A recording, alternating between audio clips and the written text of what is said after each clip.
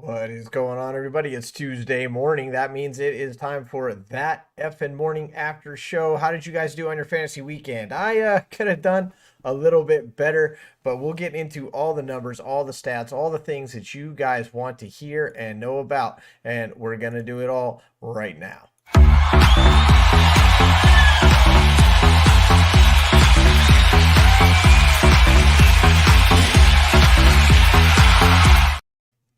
Good morning, everybody. We will be joined by the Adam Hulse in just a little bit to recap your fantasy weekend. I'm excited.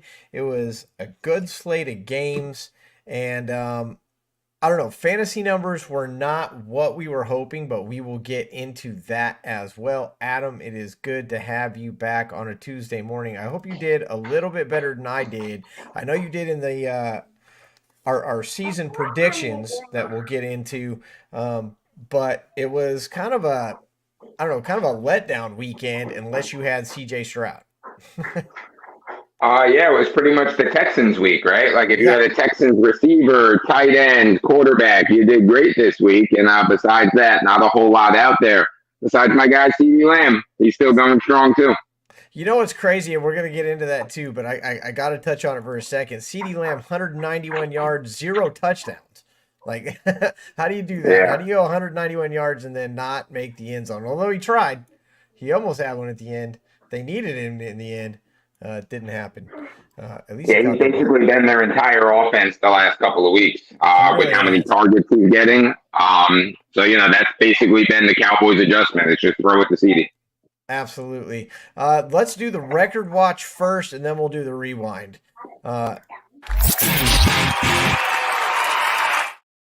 because they kind of go hand in hand. So we'll start the morning off with the record watch. As you guys know, we went through and we did every team. We looked at every team schedule. We went game by game, and we predicted how everything was going to go down before the season ever even started. That's how deep we got into this. And honestly, we're doing pretty darn good. We didn't know that Cousins was going to go out for the year. We didn't know that Aaron Rodgers was going to go out for the year. We didn't know that uh, JJ was going to go down. Jefferson was going down for a bit We this didn't know year. that And Dobbs was going to be an upgrade from Cousins.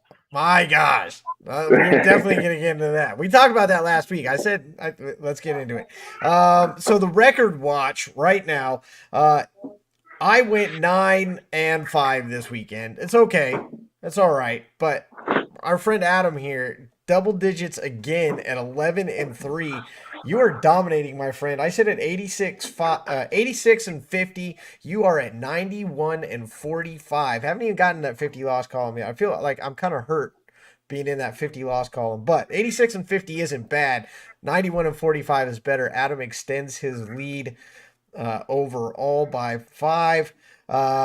Visiting teams, I've won 61 games this year. Home teams are now at 75 wins. So the home field advantage keeps extending 10-4 this week. And we will, again, I think we're doing pretty good having predicted all this before the season ever started. No, I mean, we say it every week. I mean, our records to me are way better than I expected us to do, considering all of the unknown variables that we weren't able to take into consideration along the way. If we were picking week by week, we might not even have as good of records that we have right now. So that's pretty impressive. It's pretty crazy. At or above double digits every week, and we did all this before the season ever started. Yeah, kind of interesting. We're gonna have to keep doing this and like see how it keeps going along every year because it's been pretty interesting that we can do this. Vegas is probably paying attention. Let's get into the rewind and look at last week.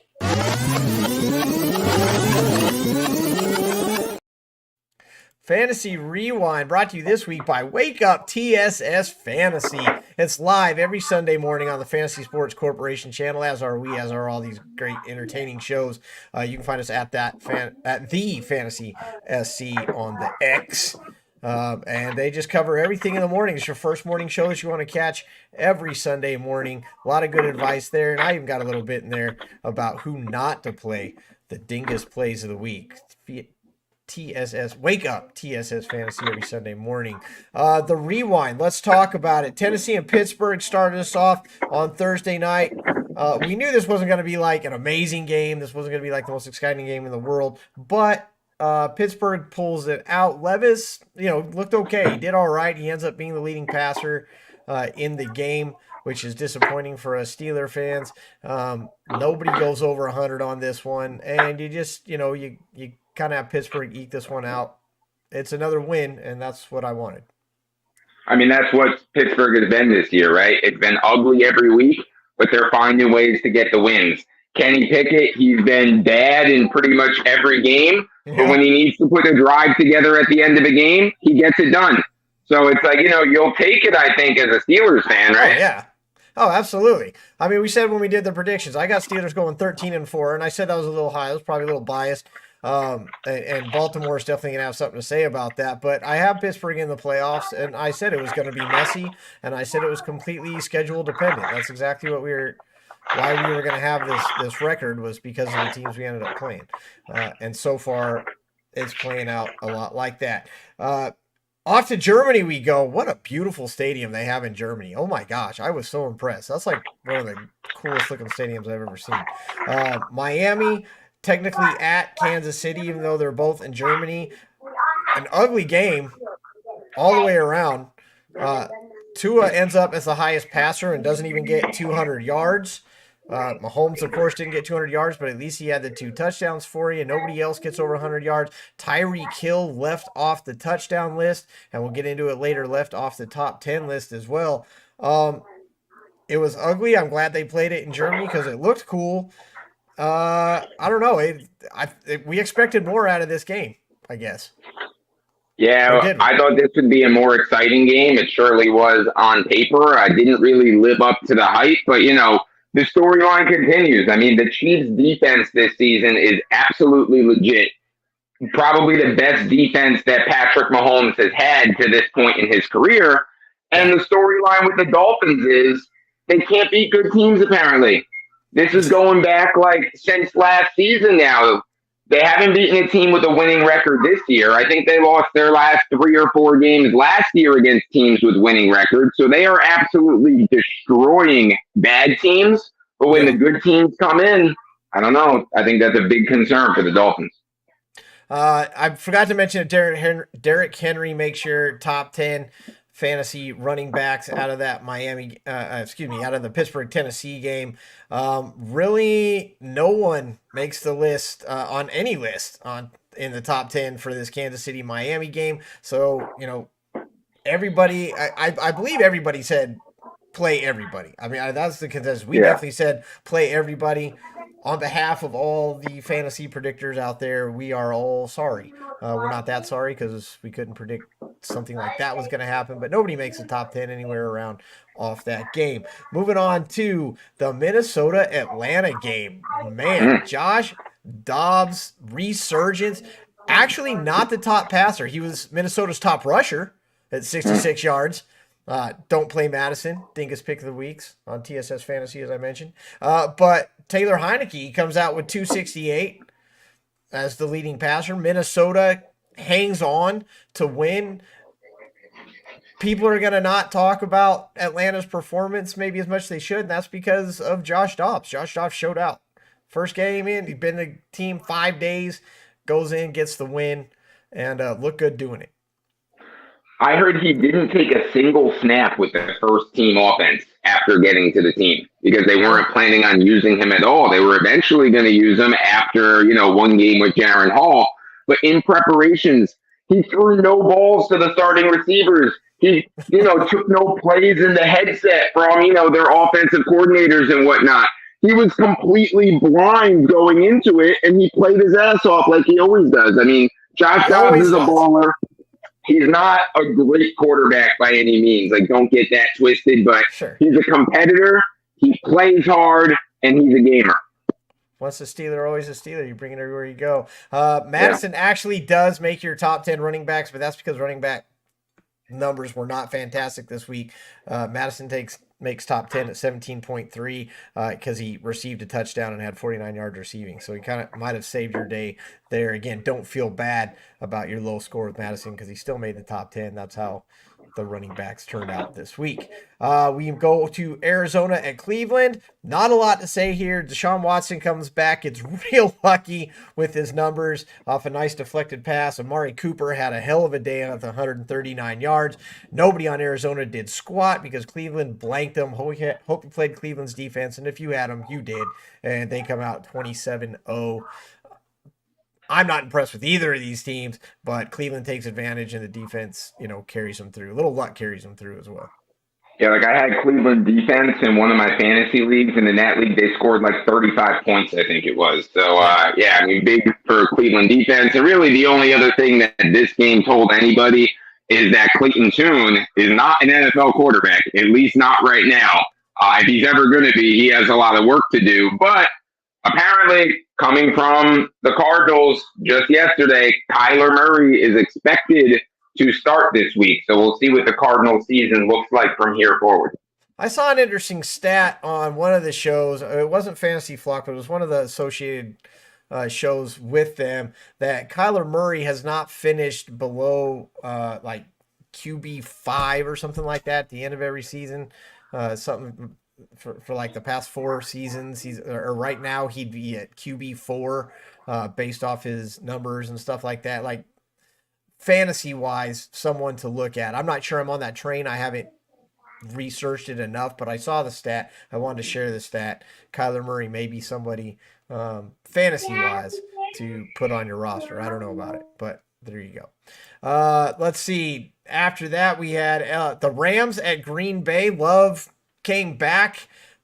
Put what you want in it. It was against the Rams, but Love goes for 228. What we really liked to see personally was Aaron Jones get back on it a little bit, gets 73 yards, gets himself a touchdown. So that was nice to get him back in there, gets himself back on that top 10 list for the week. Other than that, again, kind of an ugly game. And if you have stock in Rams players, you're really not happy right now.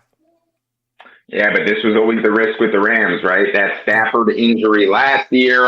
There was a lot of talk this offseason of whether he was going to retire or not, whether he was even going to come back for another year because of all the injuries that have compiled and his body's kind of breaking down on him.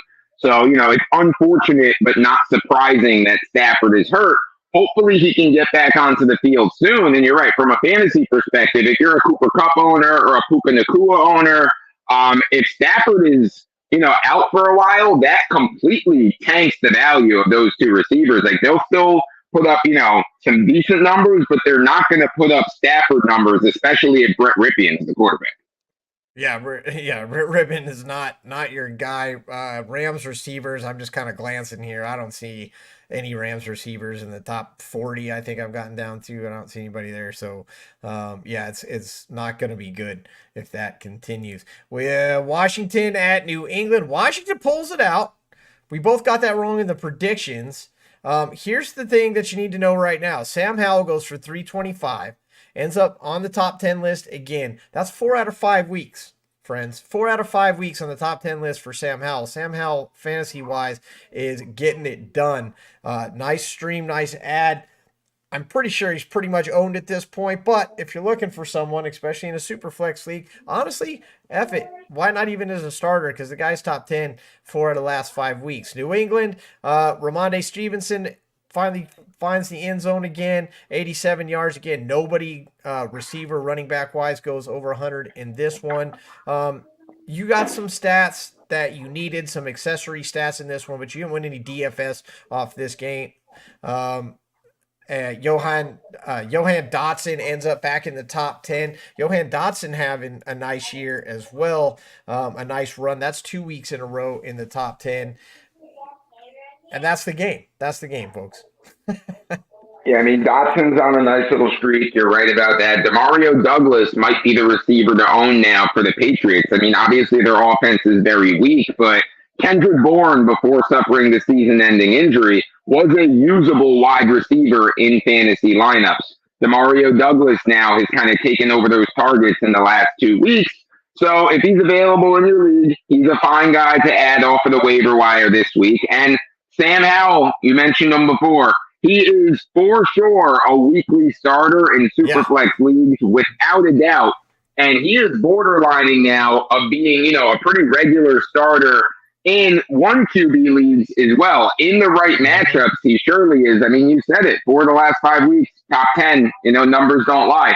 Once could be an outlier, 2 could be a coincidence, but we're up to 4 at this point. Like, he's not a great quarterback. I don't believe in him NFL-wise, Right. but fantasy-wise, he puts up some numbers. Nice DFS, play, if you will. Yeah. He lets you get some big names and Keep still up get that. some production. Yeah, absolutely. Ramondre Stevenson ends up at RB2 this week. Wow. Wait till you hear who RB1 was. Blow your mind. Blew mine, and I don't like it one little bit. Chicago at New Orleans. We knew this was going to be, we said, you might get fantasy points out of this. This is going to get messy. Tyson Bagent, look out. We might have a new guy in Chicago because I'll tell you what, he looked better than Fields.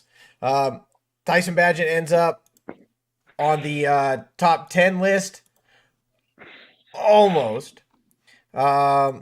Just gets bumped last night. Oh, no, he ends up at number 9. I lied to you guys. Tyson Bagent is number 9 this week, which is nice to see. New names on the list. We now have a total of 32 quarterbacks that have made the top 10 list this week. We're going to throw more stats at you. You won't believe the stats. The stats are coming up next after this review, and they're going to blow your mind. Stick around for the top 10 stats by position. It's crazy. But Bagent gets there and doesn't get it done, but he looked good doing it. He looked good in the loss, and New Orleans comes out with the win because Taysom Hill is on a tear again. Derek Carr is just getting free money right now. Yeah, I mean, we talked about this in our season preview, right? When we were picking team by team and schedule by schedule, how soft the Saints schedule was in general and how favorable it was for their path to a potential playoff spot in a very bad division with a very easy schedule. Things kind of just lined up nicely for the Saints. And look, like you talked about Bagent, I mean, he definitely looks like a serviceable quarterback. But from what it's sounding like, that may have been his last game, at least for now, because it's starting to sound like Fields is going to start on Thursday in one of the ugliest games of the year to be on primetime, the Panthers and the Bears. Fields was at practice on Saturday, practicing in a limited fashion. He was still ruled out, obviously, for that game against the Saints, but getting him back on the practice field Saturday, the day before a game, kind of suggests that with the short week this week, they wanted to get him a couple of reps because they want to get him out there.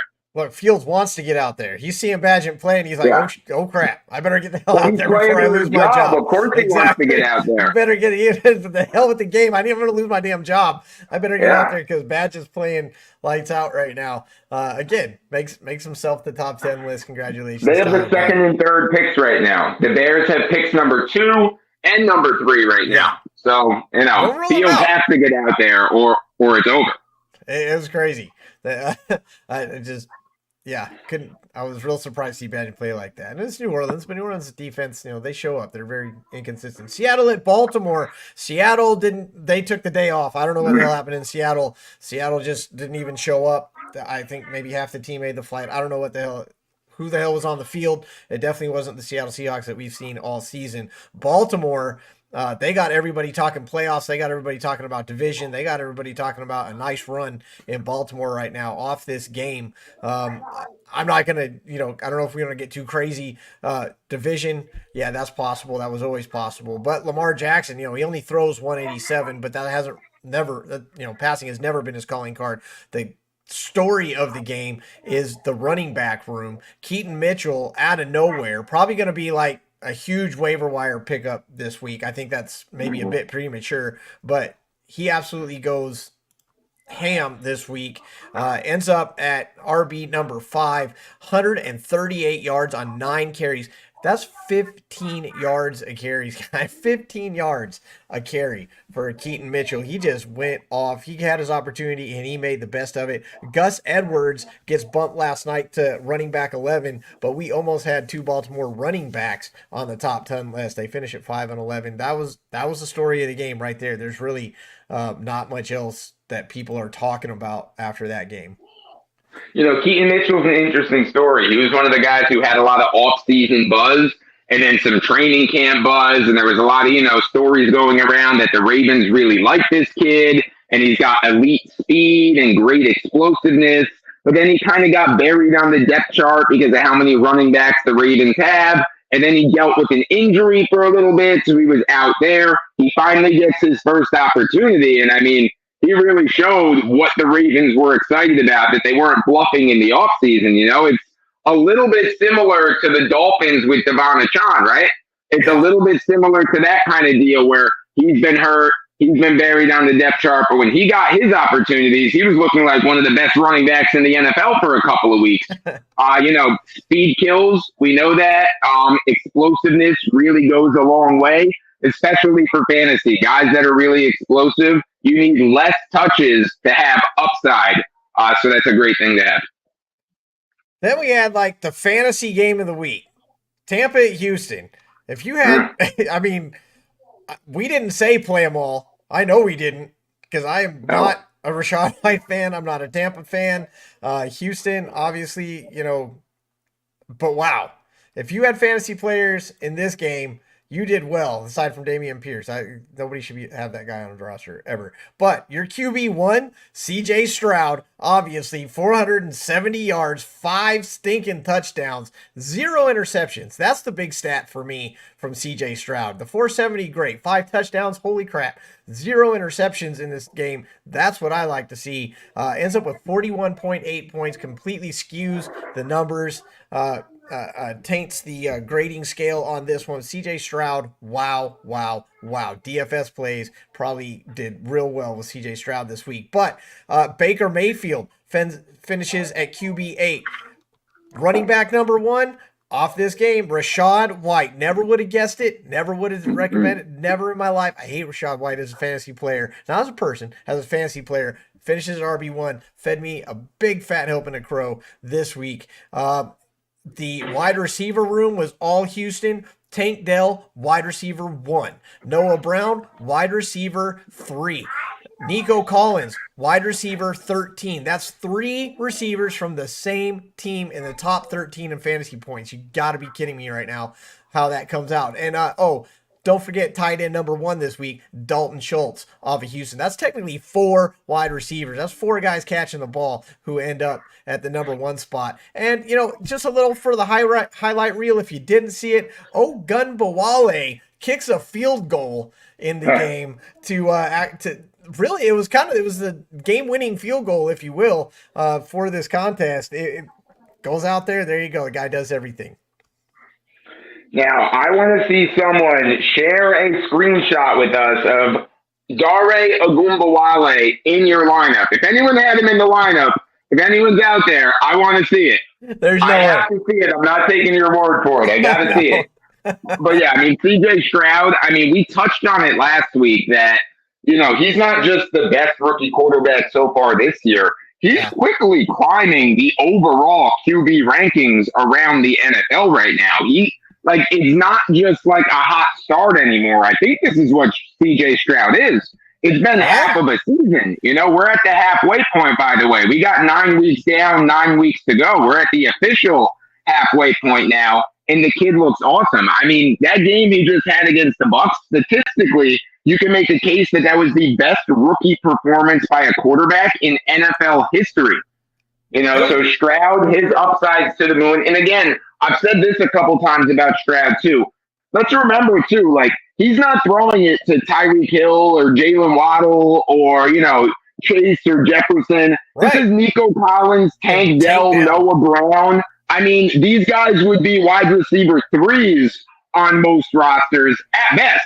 Yeah. On some teams, these guys wouldn't even really be getting on the field and be a part of their offense. So, they've done a good job, in these elevated roles, not trying to take anything away from them, but it's just to give Stroud even more credit that this is not a talented offense that he's playing in compared to other teams, and he's still lighting it up.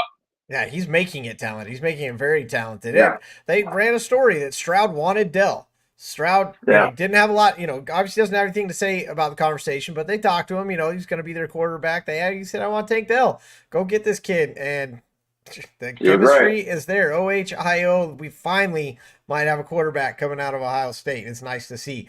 Indianapolis at Carolina. In Carolina, Indianapolis gets it done.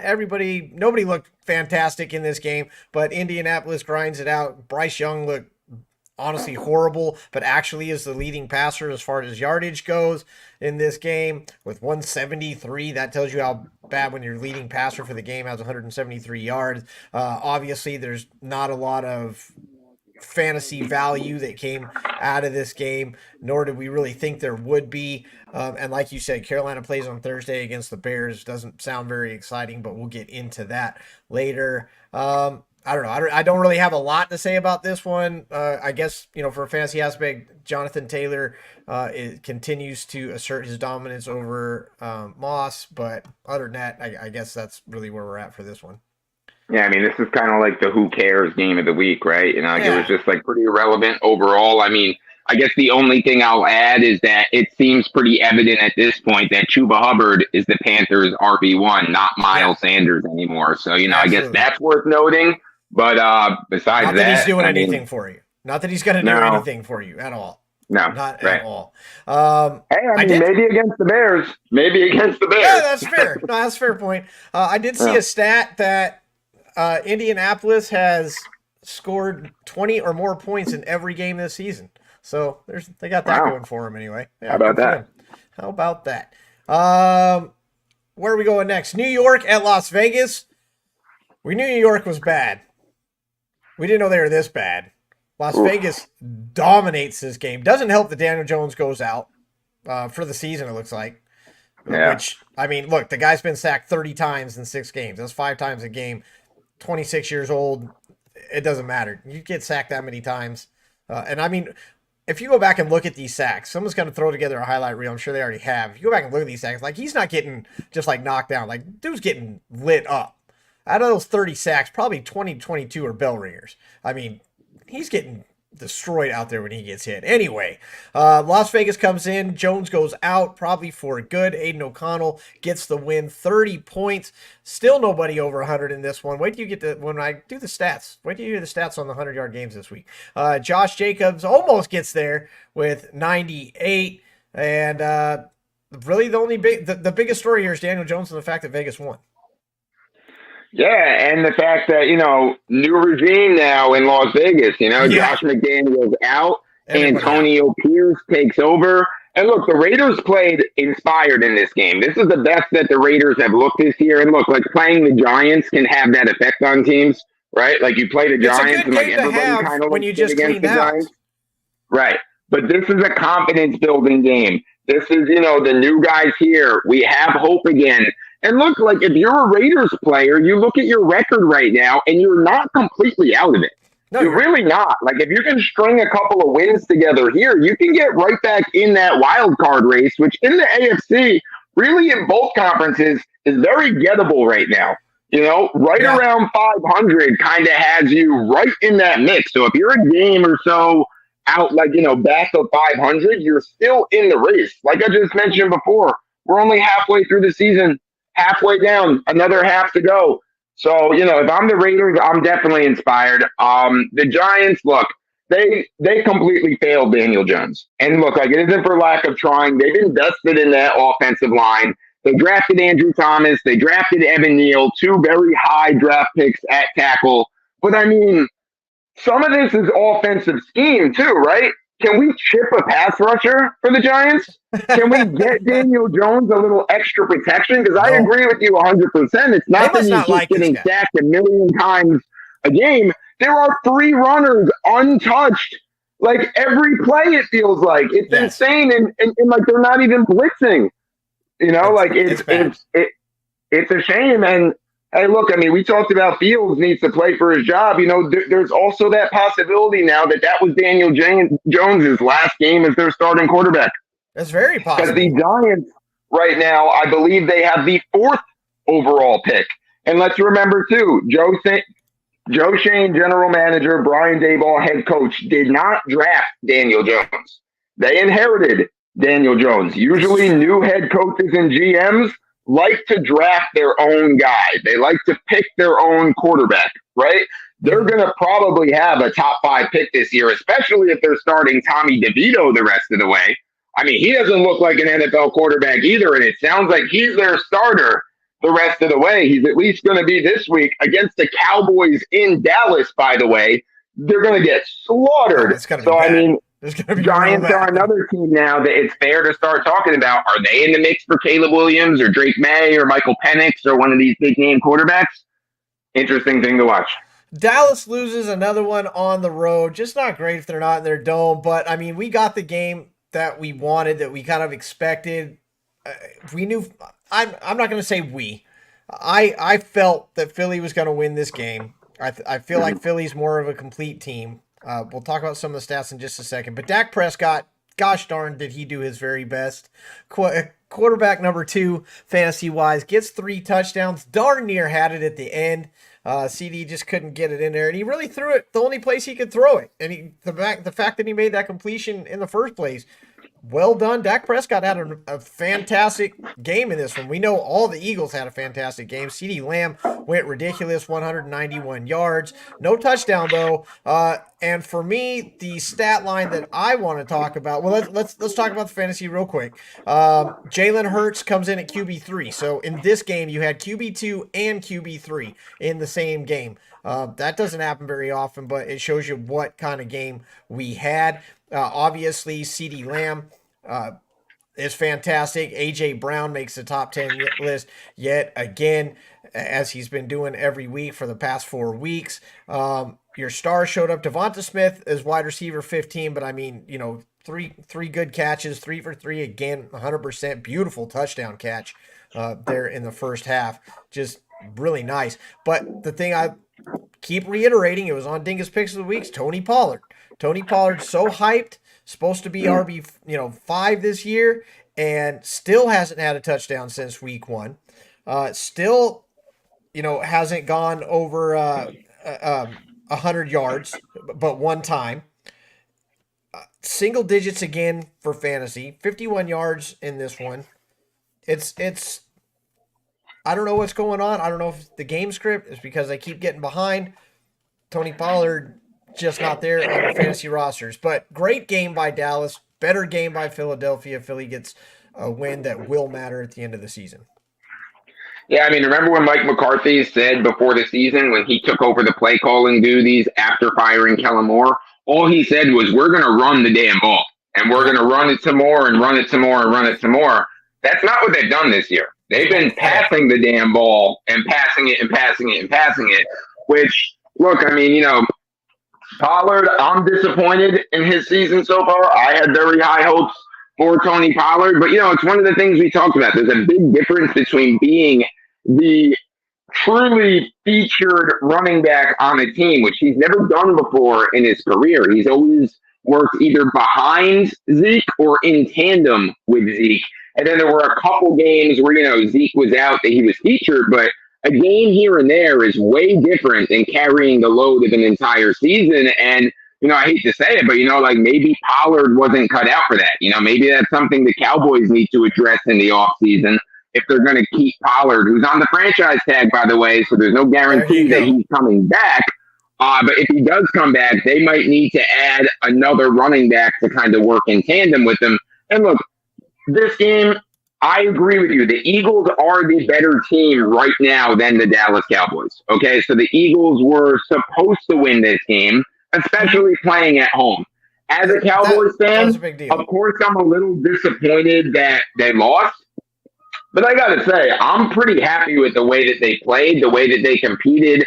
Dak Prescott showed up in a big spot in a big moment, which has obviously been the big knock on Dak, right? That he plays great until he really has to play great, and then he doesn't. he played fantastic in this one. This is not on Dak Prescott at all. We got right down there at the end of the game with a chance to win. He got sacked. We had a penalty. And then that last play, instead of being from like the 5 or 10 yard line, was all the way back at like the 30-yard line, which, obviously makes a huge difference on a do or die type of play. But, Dak showed up for this one.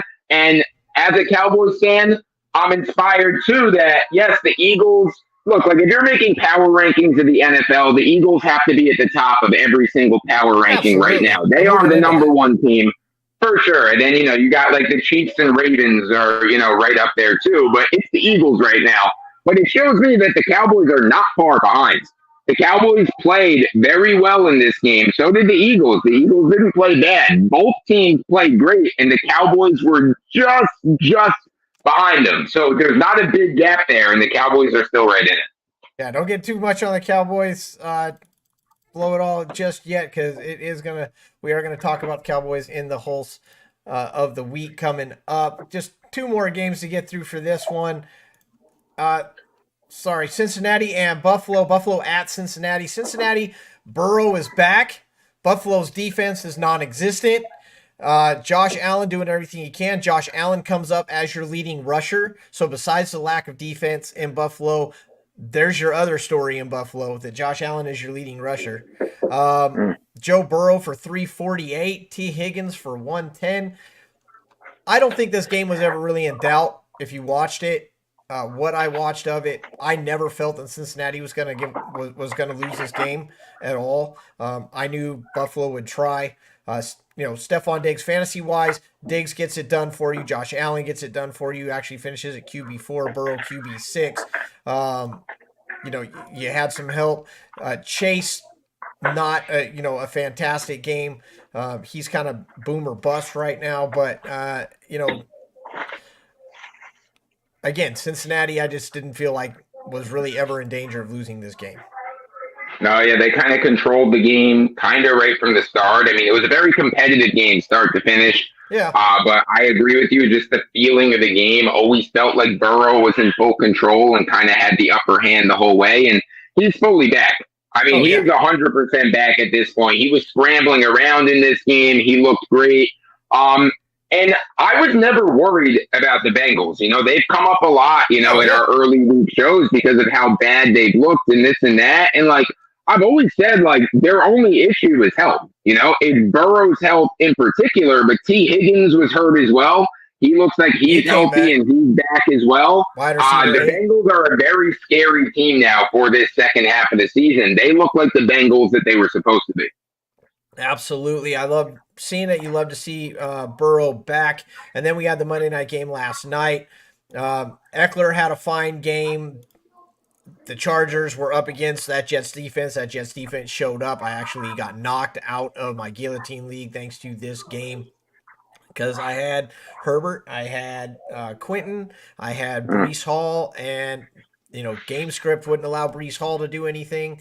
And once Chargers got up, they had no reason to throw the ball. So I was reliant on the passing game. I didn't need a lot, but that Jets defense, just nobody's getting anything on those guys. Those guys are so legit right now. Yeah, all this game told me is what I already knew, that the Jets defense is awesome and Zach Wilson sucks. It's nothing different about this game than anything we already knew going into this year, right? Yeah, Zach Wilson comes out as a defense, 263. That's a respectable day. He was trailing by 2 touchdowns the whole game. The whole game. That's how it usually happens. Fantasy-wise, Zach Wilson's not horrible. Fantasy, he's not the worst guy you could have. You're not making him your QB1 or anything like that by any means. I saw a rough stat. We've thrown out a couple fun little stats on this show. I just saw this morning that over the last 5 years, the Jets have 16 games without scoring a touchdown. The next closest team is the Giants. They only have 9 such games. So the Jets have about twice as many as any other team. 16 games over the last 5 years that they didn't score a touchdown. That's insane. Embarrassing. Yeah. Wow. Let's go to the pulse check and see what's going on and how Adam feels about it around the NFL. Or do you want to do the stats first? Do you want to hear the stats and then do the pulse check? Let's just put a bow on this week, I guess. You want me to do the stats? Let's do the stats. Yeah, wrap it up. You won't believe it. Let's get statted up.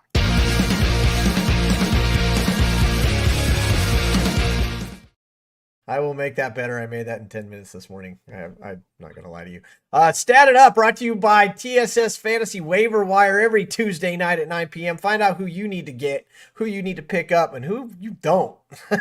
Every Tuesday night with TSS Fantasy right here on the Fantasy Sports Corporation channel. Statted Up. Let's throw some stats at you that are going to blow your mind and change the way you look at your fantasy season this week. Look, we know Stroud ended up as QB1.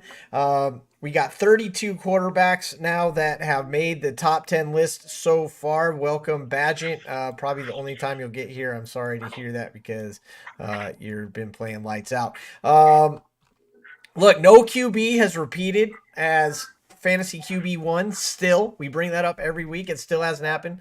Hurts is on an 8-week streak for the top 10. Allen is 7 total. Hurts hasn't finished outside the top.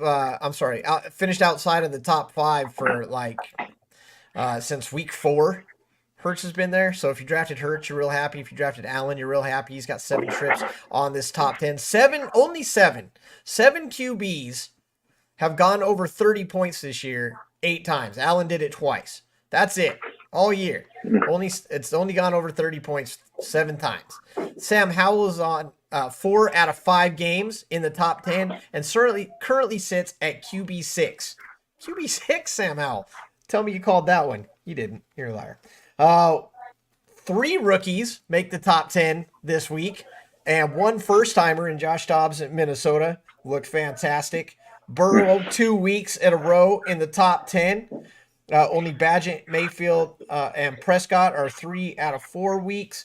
Lamar, 2 weeks in a row not on the top 10. That's because they're actually using the running backs now. And 2 Baltimore running backs inside the top 11 this week. Speaking of running backs, again, no running back, 0, have finished inside the or finished as RB1 2 weeks in a row. Only 9 running backs this season. The running backs are not where you're getting your points this year. Okay, so don't feel bad that you have low scoring running backs. Okay, only 9 running backs have gone over 30 points. Mostert has repeated. Dolphins running back room has been fantastic. ETN has been top 5 in his last 4 games. Top 5, not top 10, top 5 in the last 4 games. He also leads with most trips to the top 10 with 6 weeks. This is the first time in 6 weeks that Kimura has not made the top 10. So, don't expect that to keep on. 40 different running backs have made the top 10, but no more than 10 running backs have gone over 20 points in a week. That is an amazing stat to me. So in 1 week, no more than 10 running backs have gotten 20 or more points. It hasn't happened. Running backs, Rachaad White, of course, gets your number 1 this week. As we mentioned, nobody has repeated, but Rachaad White, top 10 2 weeks in a row. Wouldn't have guessed it. Pollard still not doing great. Here's the stat for this week. This week we had 5 running backs go over 20 points. Last week we had 8. This week we had 1 running back break the 100-yard mark. One running back in the entire league got over 100 yards rushing. Running backs trying to make a case for themselves. That's probably not how you do it. Wide receivers, 48 wide receivers have made the top 10 list in fantasy points, but only Keenan Allen has repeated as wide receiver 1 back in weeks 2 and 3. So nobody's repeated since then, but at least somebody has done it for the wide receivers. Nobody's done anywhere else. A.J. Brown's on a 4-game streak. He's made the list 5 times. Johan Dotson and CeeDee Lamb are the only wide receivers currently on a streak, and that's because they've done it 2 weeks in a row. Here's the thing. Wide receivers are so diverse that nobody has been on a streak. All right? Other than A.J. Brown and Tyreek Hill, of course, Stephon Diggs is the only wide receiver to put together a streak of 3 games. Everybody else, nobody's gone more than 2 weeks in a row on the list. You got 10 active wide receivers who've managed to string 2 weeks together, but that's it. That's it. That's how diverse the wide receiver room is. You talk about needing to be able to work the waiver wire to finish your fantasy season. Wide receivers cannot make it more apparent as the fact that nobody can seem to put 2 weeks together other than A.J. Brown and Tyreek Hill. Although Tyreek Hill's first time off the list since week 5. Been on the list every week. Been in the top 5. Every time he's been on the list, he's been in the top 5, which is 6 times. This week, no Tyreek Hill. Lamb, A.J. Brown, Johan Dotson have been here 2 weeks or more in a row. We talked about that. These are some big stats. They tell a big story. And now you guys are statted up.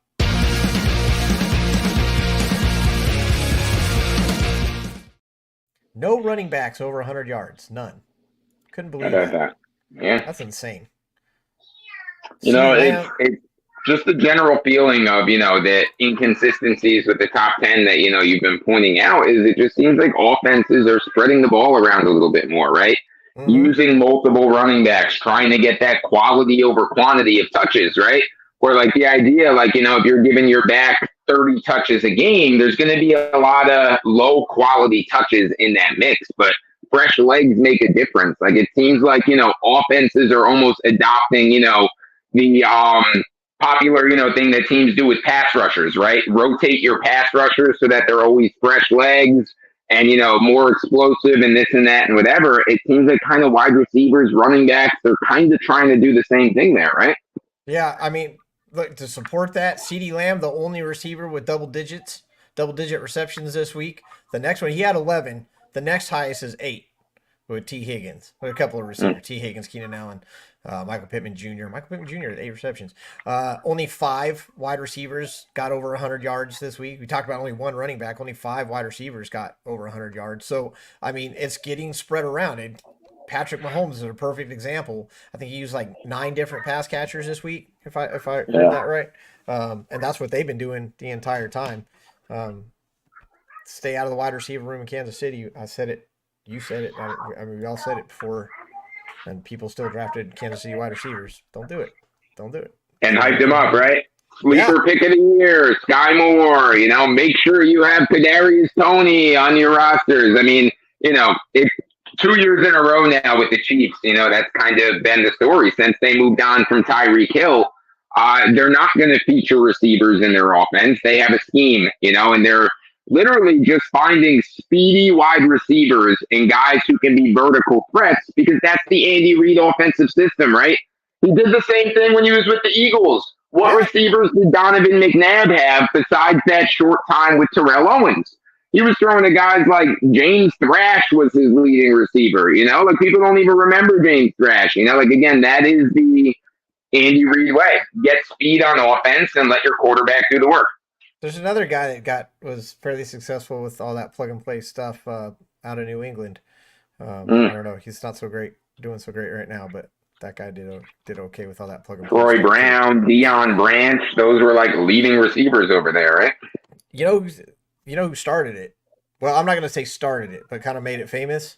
Bill Parcells.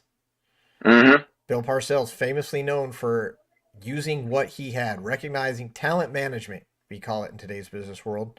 He looked at his talent, figured out who could do what the best, and that's what he had them do, and didn't have them do anything else. Never asked anybody to do. Well, that's where Belichick learned it from, right?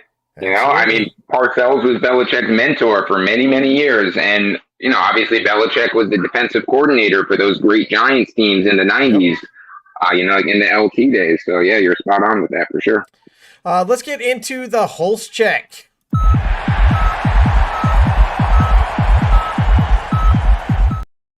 Hulse check with Adam Hulse, brought to you by us. That EFIN Morning After Show, we're here every Tuesday morning. You can call in live. That option is open, by the way. You guys are more than welcome to call in. I should probably throw that up there. But we're here every Tuesday. Come join us. We recap your fantasy week and get into the next one. Right now, we're going to do the Hulse check. I'm going to throw some things to Adam Hulse. This is not rehearsed. He's going to give us his thoughts and comments and whatnots on some of the big storylines going on. I have not seen the topics. This is blind. This is quick fire. This is Up first. That's why I didn't want you to blow your head. Up first, Dak Prescott. Dak Prescott gets a bad rap, and he's earned it. All right, but Dak Prescott is QB 11 in fantasy right now. He's QB 11 in overall, QB 11 in yards, QB 10 in touchdowns. All right, he's QB 8 in sacks. He's been sacked 22 times, but it could be worse. It could be much, much worse. You could be Sam Howell. You could be Daniel Jones. And he's only thrown 5 interceptions. He told us he was going to throw fewer interceptions this year. So far, he's come through. He's thrown a couple ones at the wrong time. But Adam Holtz, is this it? Is this a year? Can Dak get over it? I think he can. Look, coming away with the win against the Eagles, that really would kind of flip that narrative that he can't beat big teams in big spots. But, kind of like I touched on before, this was not Dak Prescott's fault. He played fantastic in that game. And, the issue always was that not just that the Cowboys lose these big games in big spots, but that Dak doesn't show up. He throws interceptions. He goes under 200 yards. He completes 50% of his passes, stuff like that when he's facing these elite teams. That was not the story here. He elevated his level of play to the level of competition, which is what the great quarterbacks do, right? I mean, look at what Joe Burrow did against the Bills. He knows that's an important game. He was fantastic in that game. You have to play up when you're playing the elite teams. If pressure, big spots, the great ones play better in those moments than they do without. And the story with Dak is that he plays worse in those moments. But this was not the case against the Eagles. Running backs. Adam. With the increase of the zero RB strategy, RB's trying to make a case for themselves that they are not just plug-and-play players, which may only be true for CMC right now. Every week, except for week 2. Week 2 statistically was the anomaly of this week. You talk about throwing out the highs. Week 2 was the one. So other than week 2, we have anywhere from 11 to 14 out of the entire league. 11 to 14 running backs get over 15 points a week. Not 20, 15. 15 points a week. Only 11 to 14 running backs are doing it. If you want over 20, you better have one of the top 5 to 8. Because that's all that's doing it every week. Are running backs playing themselves out of fantasy relevancy? Are they playing themselves out of the first 4 rounds right now? There's always going to be exceptions, right? Like you said, McCaffrey, when Eckler's healthy, he can be an exception too. You mentioned ETN before is having an excellent season. But, I have to say, just from my own experience, my fantasy teams this year that are performing the best, and it's by a wide margin, are the teams that I went zero RB with. The teams that I drafted running backs early and often using like the old school strategy, those are my teams that are struggling a little bit more. So, zero RB is definitely a real thing, and it makes sense with these offenses using multiple running backs in their teams, It's not like it used to be where teams have like this featured back who gets 80+% of the touches, there used to be a Derrick Henry type workload on just about every team. Those days are long gone, and it's been a long time since those days have been here. And newsflash, they're not coming back. It's more likely that teams start using 3 running backs before they start using 1 running back again. So yeah, I'm all in for, next year again, with the exception of just a few. I'm down with the zero RB. I like going, wide receivers early for sure. And I mean, look, I was in a difficult spot this week in a super flex league with missing a whole bunch of quarterbacks. My depth was not good there, and Daniel Jones being knocked out was kind of the final nail in the coffin. So I'll say it right now. I made a trade that admittedly I probably lose. It was partially out of desperation. I traded Christian McCaffrey for CeeDee Lamb and Sam Howell. I mean, and I'm okay with it. With it. You're okay. Now, on paper, if you have to pick a winner of that trade, McCaffrey's the winner of that trade. You offered me that trade. I smashed yes before I finished reading. Yeah. But I was comfortable enough doing it, needing a quarterback, Sam Howell, we talked about him a lot on this show. And CeeDee Lamb, he's getting targeted unbelievably right now. He's getting Cooper Kupp level target numbers right now. Like, it's unbelievable. So, again, it's a trade I'm comfortable with, though I'm not going to try to brag that I won that trade. But given the situation, and that kind of speaks to the value of receivers versus running backs, right?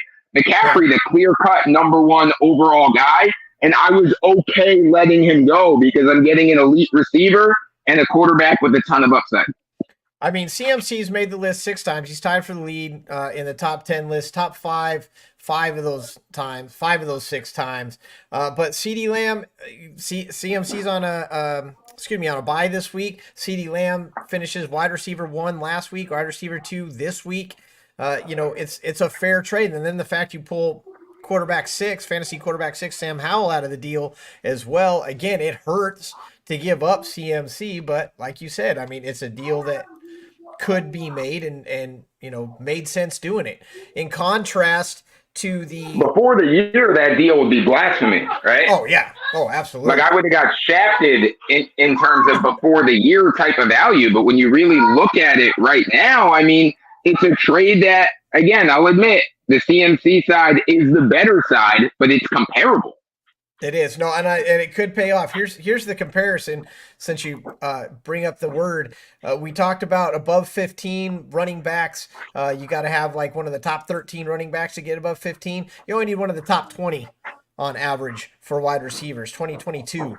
If you're in the top 22 wide receivers, you're above 15 points. If you're in the top 12 wide receivers, you're probably over 20 points in the week. So, I mean, it just shows the contrast between the positions. I mean, we know the NFL is going to a passing game right now. They've been making that transition very obviously, steadily, but obviously over the years.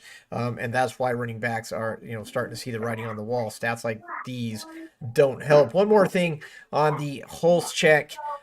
We've got Daniel Jones out, and obviously this new guy probably isn't going to get it done, so we're interested to see who's going to come in. Cousins comes out, Dobbs fills the role. Wilson, he's won some games, but he's not the answer. How many more quarterbacks can the NFL stand before it's just out of control? I mean, we've got rookies replacing rookies. We've got Minshew replacing Richardson. There's a lot of replacement QBs in right now. I mean, how many are we going to finish with at this point? Yeah, I mean, it's unbelievable. Like, it's reaching like record-setting type levels of how many different starting quarterbacks have started the game this year.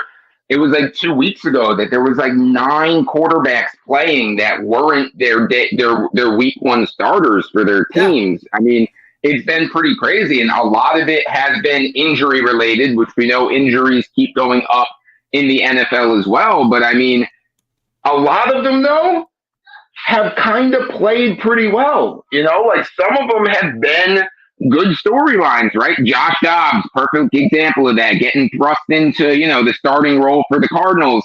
Didn't win more than 1 game, but looked great in a lot of those losses and always competed, right? I mean, something like the Falcons, Ritter gets benched for Heineke. I think me and you both knew Heineke was always the better quarterback than Ritter, but it's fair that the Falcons wanted to see what they had in Ritter. They did draft him 2 years ago. They Ritter gave him his shot. Horrible. He made the top 10 list 3 times. He didn't play horrible. Yeah. Fantasy-wise, Ritter was definitely a serviceable, deep super flex, bye-week replacement type of quarterback. For 6 weeks. He's there. Yeah. But, I don't disagree with the Falcons turning it over to Heineke because they can win this division. Like the Saints aren't running away with it. It's a gettable division, so it's like, let's go for it. And Heineke gives them a better chance to win. And doesn't Heineke do this everywhere he goes? Everywhere. I love it. He gets signed to be a backup. He gets signed to be a backup everywhere he goes and eventually becomes the starter and outplays the guy that he was backing up. And he's just so excited to play. That's what I love about the guy. The guy's just so excited to put his hand on a football during a game.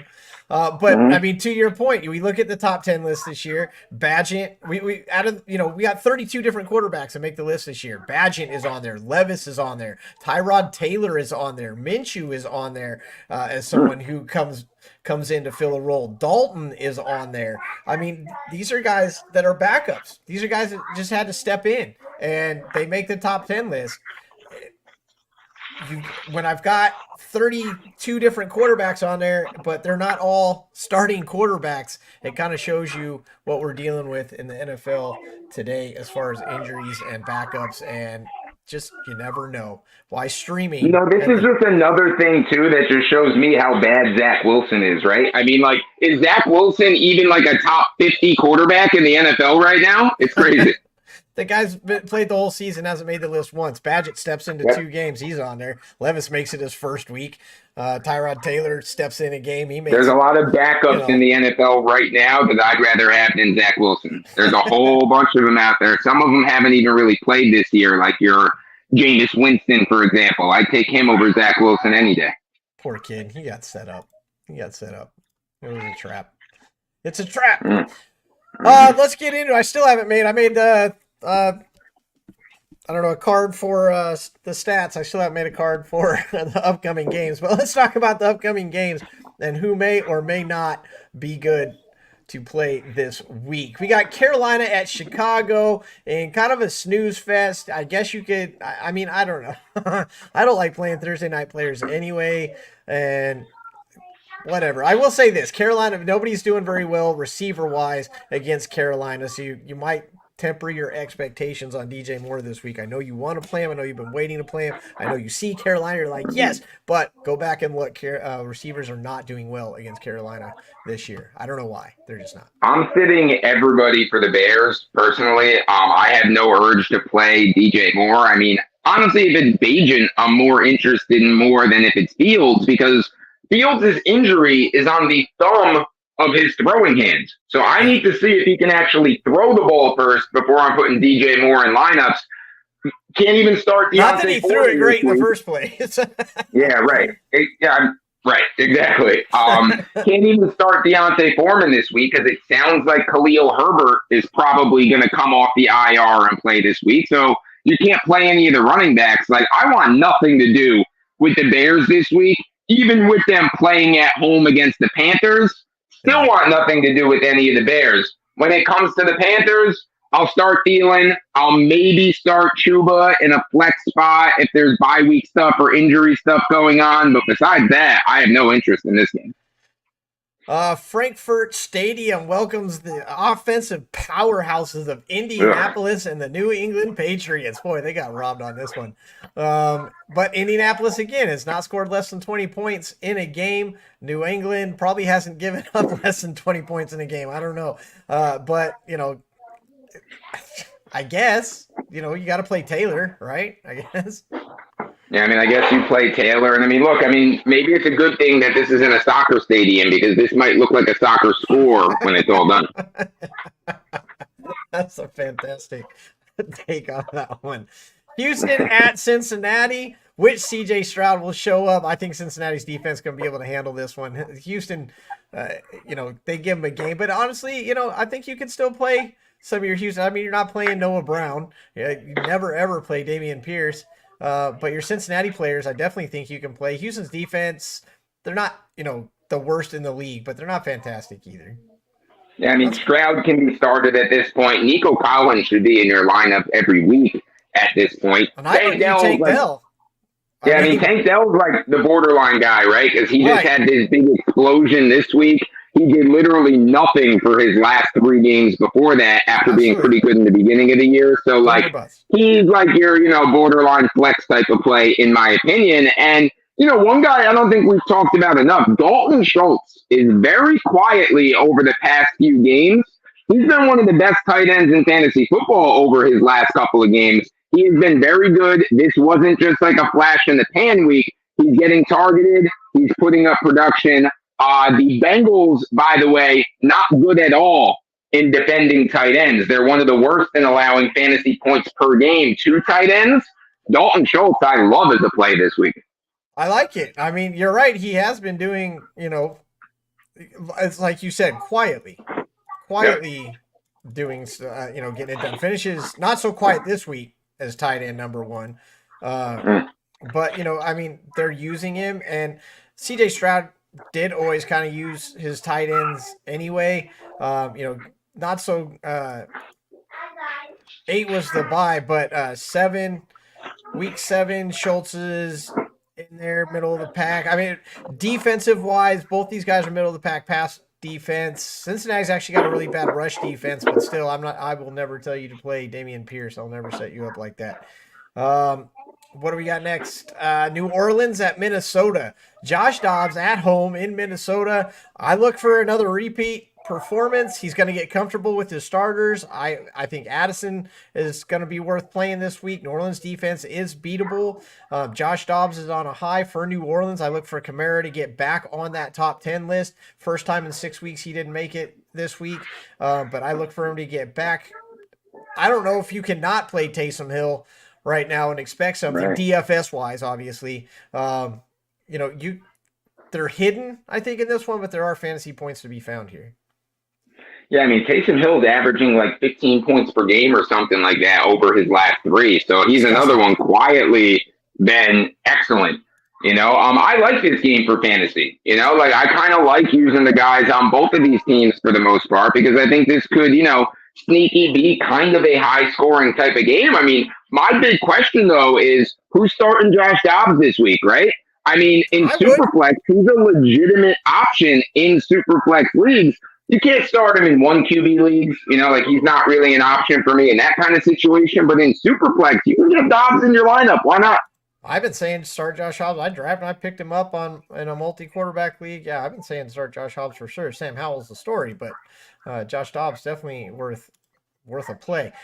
Green Bay at Pittsburgh. Again, I got Pittsburgh in double-digit wins because of their schedule. This is another one. I like Pittsburgh in Pittsburgh because Green Bay's defense is not great.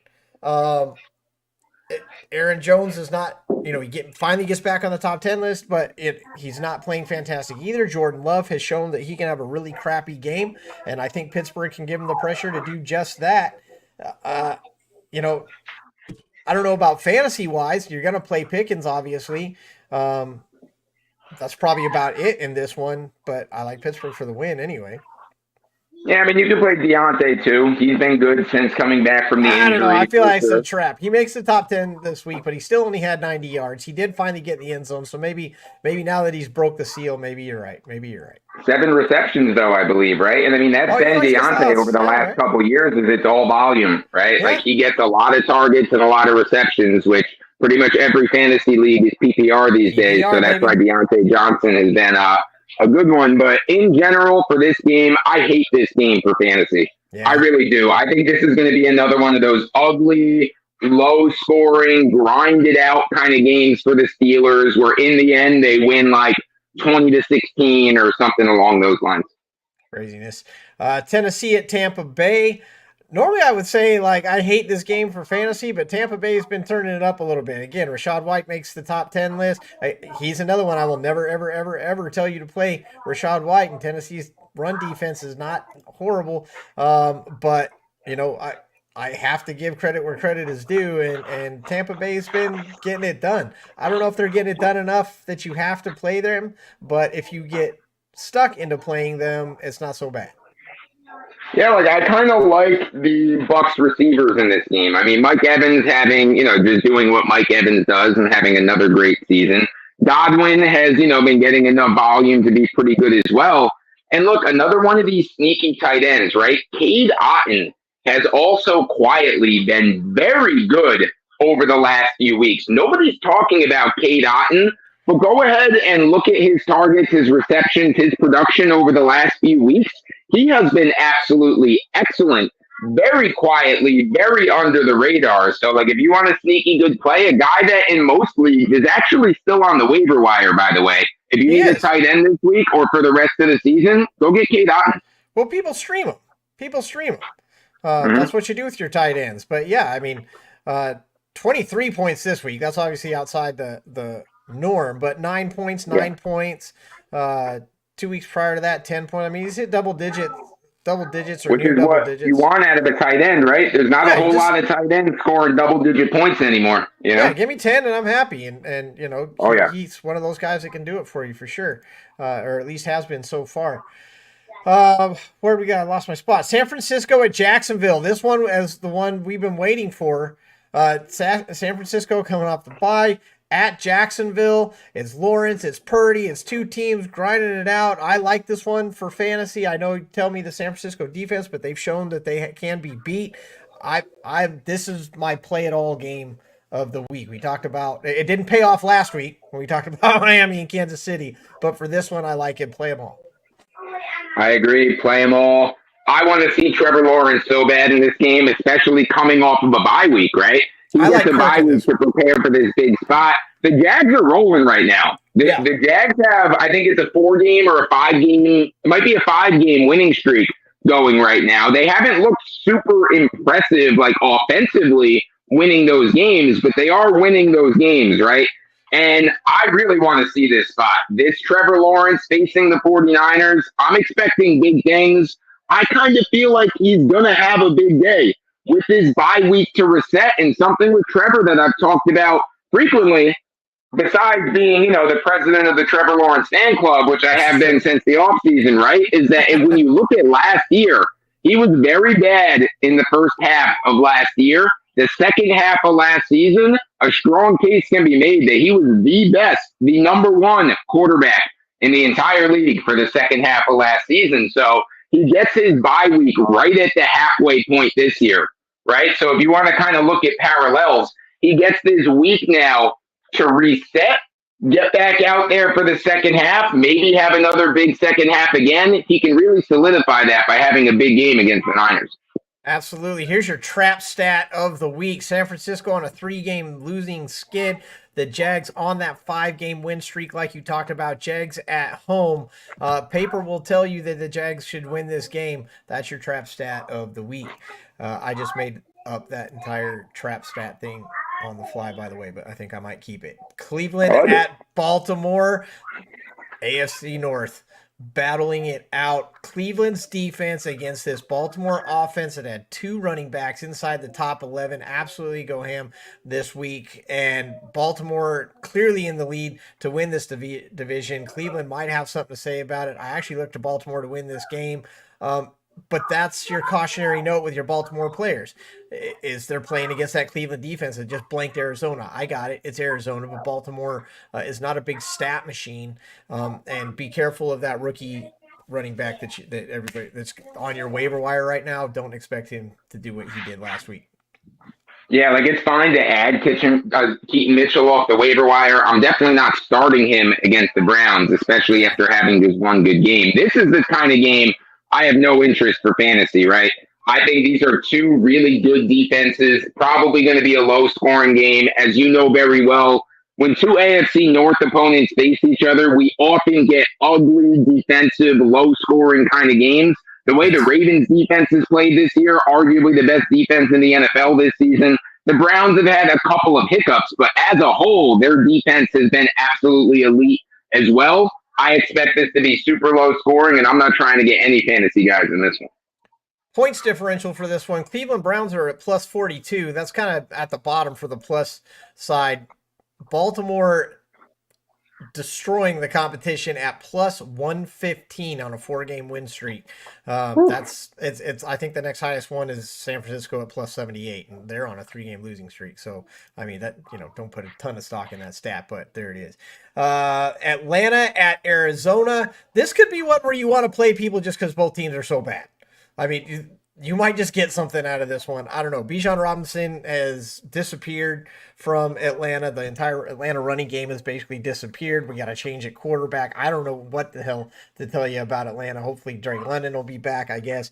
Kyle Pitts, everybody keeps wanting to do something as we've been wanting for his entire career. Arizona, Kyler Murray.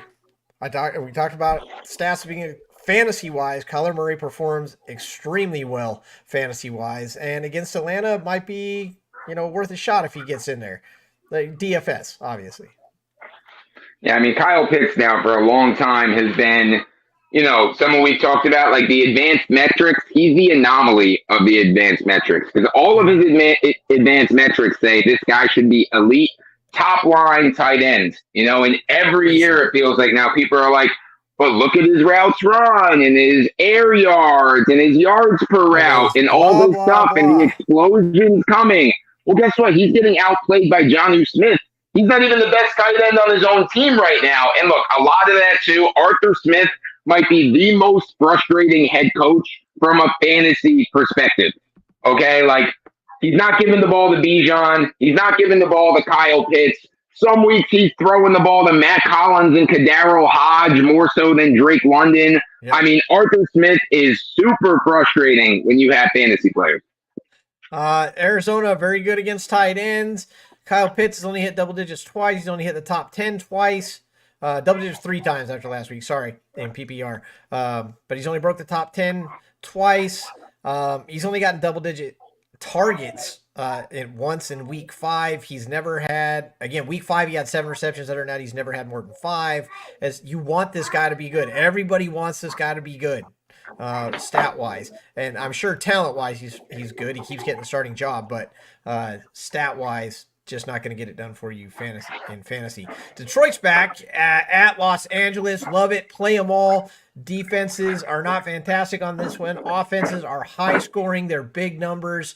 As long as they're not playing the Jets. Detroit at LA. This is your fantasy points bonanza game of the week. Yeah, I just made that up too, but it's pretty good.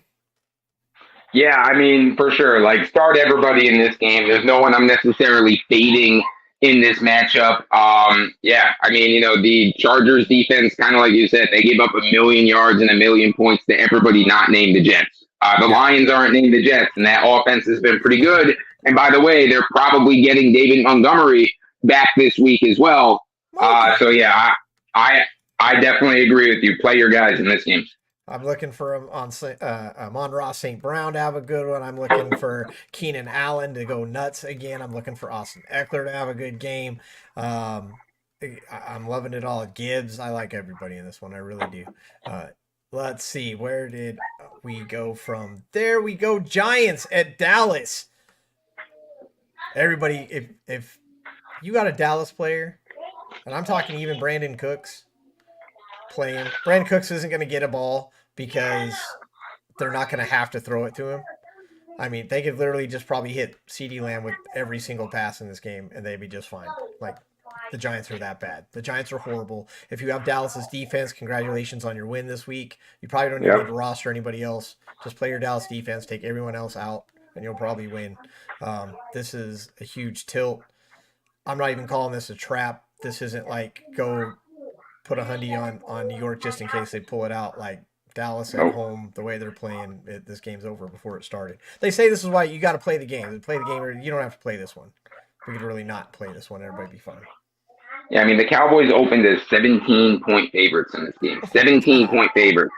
With I'll take Tommy DeVito making a start against this defense, this pass rush in Dallas. Oh my goodness. Like, I fear for what's going to happen to Tommy DeVito in this game. It could be really ugly. And hey, look, I'll bring up another guy we talked about a little bit earlier in the show, Tony Pollard. Maybe this is the breakout game, right? A game that the Cowboys should be ahead the entire time. They should have plenty of opportunities to run the ball. Josh Jacobs had been struggling a lot of this year. He found some success against the Giants last week. The Giants defense, it's okay. It's not great. It's kind of middle of the pack, right?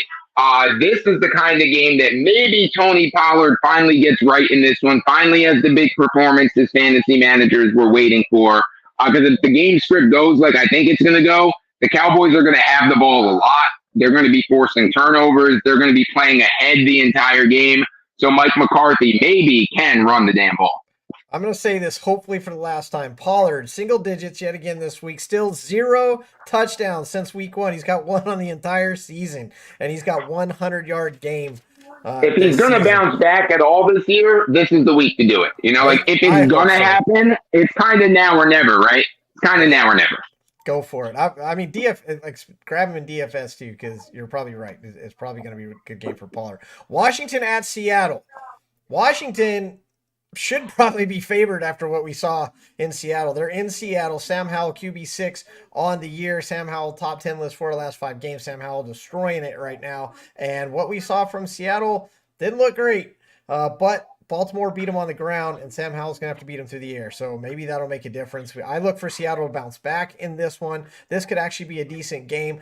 These are not going to be your top fantasy scorers on your team, but I think if you have Washington and Seattle players, your Walkers and your Lockett's and Metcalfs and Johan Dotson, who's been on the top 10 list 2 weeks in a row now, I think you can play those guys in this one and be okay. I think you'll get points. Yeah, I mean, I agree with you. Like, I think this is the kind of game that fantasy scoring could be pretty good in. I agree also that I think that the Seahawks are going to bounce back here. I mean, they got destroyed last week, obviously. For me, the concerning thing with the Seahawks is something that we talked about before the season, and that's the Geno Smith regression. Yeah. Geno Smith has not been good this year. He has not at all been. I mean, granted, he's not turning the ball over a bunch, which, is still keeping the Seahawks. Trust me, he's not doing great at all. No, he's not doing really anything at all this year, minus that game against the Lions, right? That overtime thriller, that high-scoring game. He was great that week, but he hasn't really done anything since then, and I'm not surprised at all. I said it a lot before the year. Geno Smith has had one good season his entire career. Let's not just assume he's going to follow that up with another top 10 type of season like he had last year. But like we both agreed, the Seahawks team is so good around him. They're so good at all the other positions that they're going to be fine, even if he does regress, as long as he's not throwing a million interceptions. He's got no excuse. He sits at QB 24. He's only got 9 touchdowns, but he also only has 7 interceptions. He's only been sacked 18 times, which is about middle of the road. He's got 1,800 yards.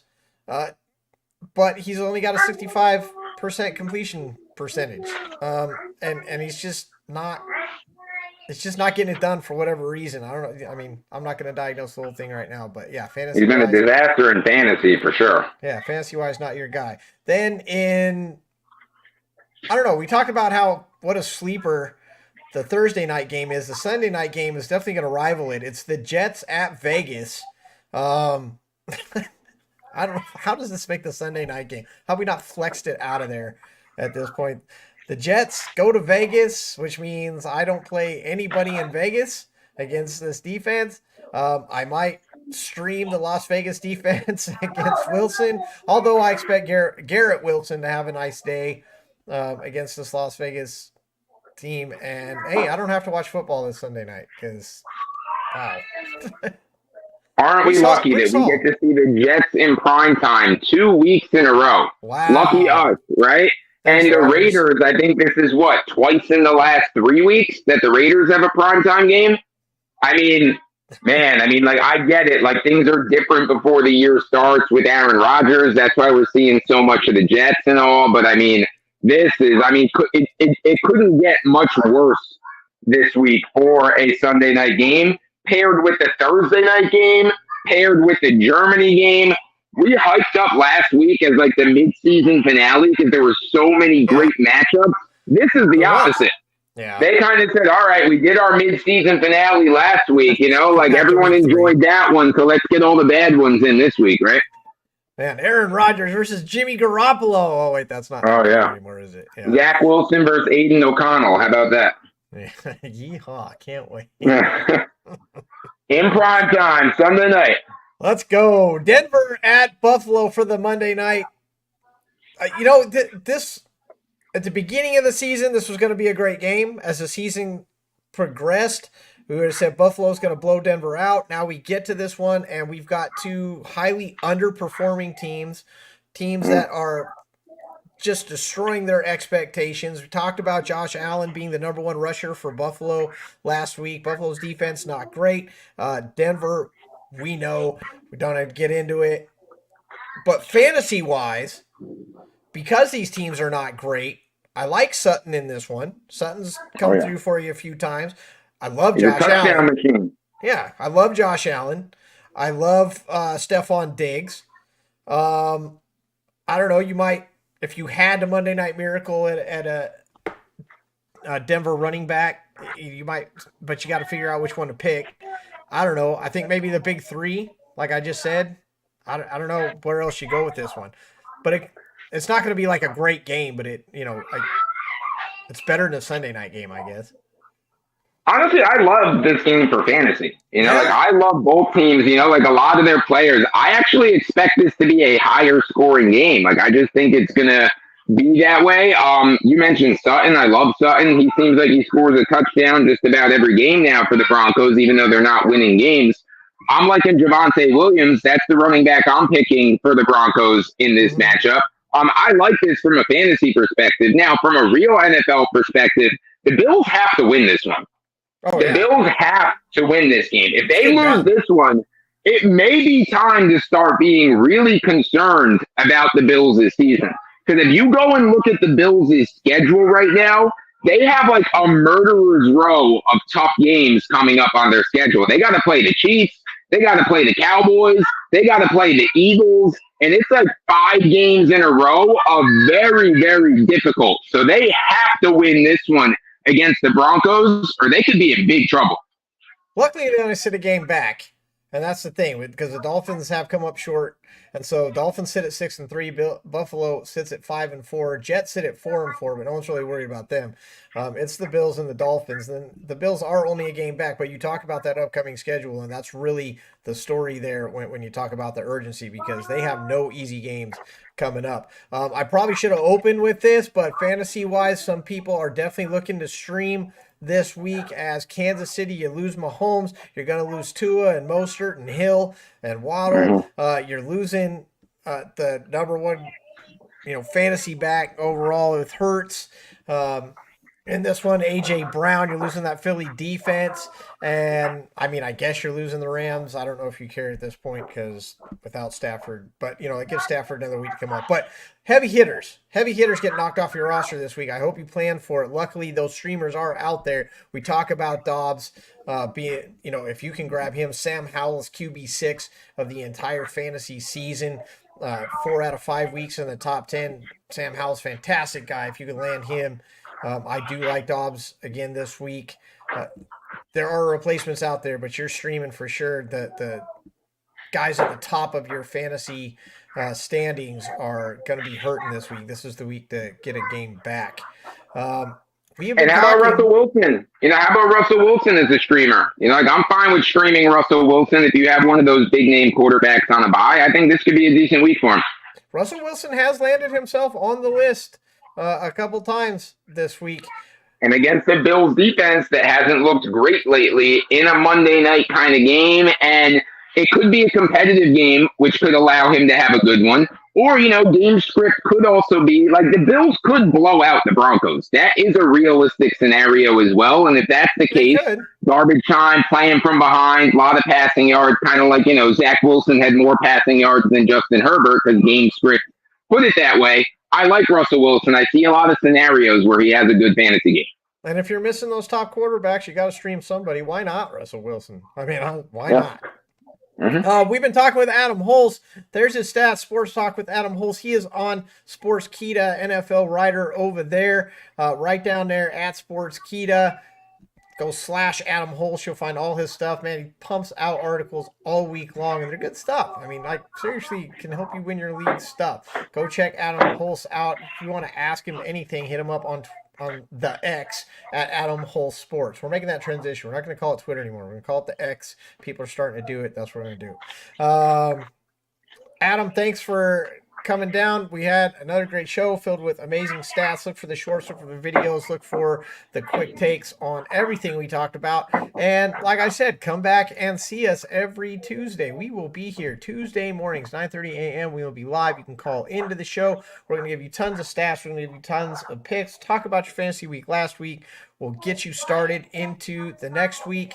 There is some fantasy points to be had out there. We talked about where to get them. Hopefully you stuck around for it or search through the recording. Adam, thanks once again for joining us. I hope you have a great fantasy week this week. And that is going to do it. I mean, it's fun every week. And again, we are now at the halfway point of the season. It's been an exciting first half. I expect even bigger things in the second half. And I would be remiss if I didn't mention the fact that we went through every single team. Yep. We went through the entire schedule at the beginning of the season. Go over to that EFIN Sports Show channel. Check that out. We predicted how every game was going to go for every team. And right now I'm 86-50. Good old Adam here is 91-45. We are double digits, or in my case this week, one short every single week. I mean, we already told you how the season's going to play out. Go check it out because we're doing a pretty damn good job. Until next week, guys, have a great fantasy week. Take care. We'll see you guys next time.